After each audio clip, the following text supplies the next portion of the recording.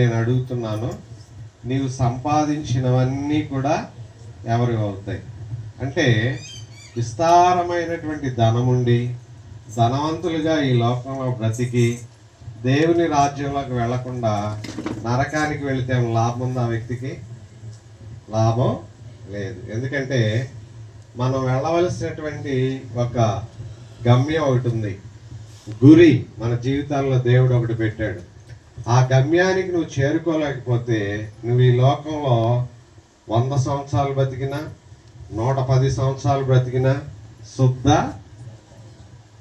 ఉపయోగం లేదు, నిరుపయోగం అనమాట, ఉపయోగం లేనటువంటిది.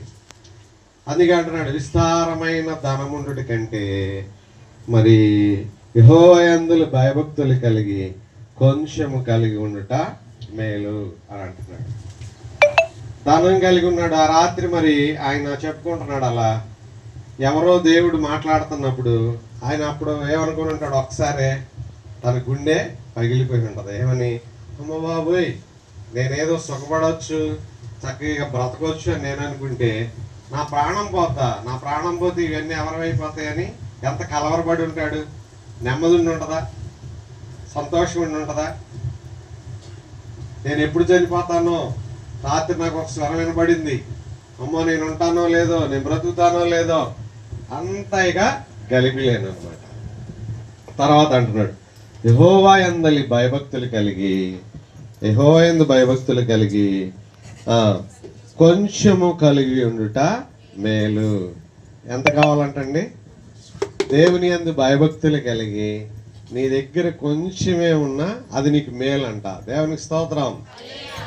కొంచెం ఉన్నా సరే దేవుడు దాన్ని మేలుగా ఎలా ఉంచుతాడు అని మనం గ్రహిస్తే, కొత్తగా పెళ్ళైనటువంటి భార్యాభర్తలు కుటుంబ జీవితాన్ని కొనసాగిస్తున్నప్పుడు భార్య అందంట భర్తకు ఒక్క రూపాయి ఇచ్చి అందంట, మరి కూరగాయలు పట్టరా, తర్వాత మళ్ళీ అదే చేత్తో వెళ్తుంటే కొంచెం పువ్వులు పట్టరా, అదే చేత్తో వెళ్తుంటే ఏమన్నా మళ్ళీ ఇంకా కొంచెం మనం దడి కట్టుకోవాలి, ఆ దడికి కొంచెం నార కూడా పీస్ కూడా పట్టుకురా, తాడు కూడా కొనుక్కురా అని చెప్పంట. ఒక్క రూపాయి ఇచ్చి ఎన్ని చెప్పింది? 3 చెప్పిందంటే ఇవన్నీ పట్టుకురా అని. మనోడు ఆ రూపాయి ఇంకా ఇలా చూసుకుంటున్నాడు, ఒక్క రూపాయికి ఇన్ని వస్తాయా, కూరగాయలు వస్తాయా, మళ్ళీ అదే చేత్తో పువ్వులు తెమ్మంటుంది, ఇవి వస్తాయా, అలాగే దడిగట్టు కూడా తాడు తెమ్మంటుంది, ఇవి వస్తాయా, ఒక్క రూపాయలు ఇవన్నీ ఎలా తేగలరని అనుకున్నాడంట.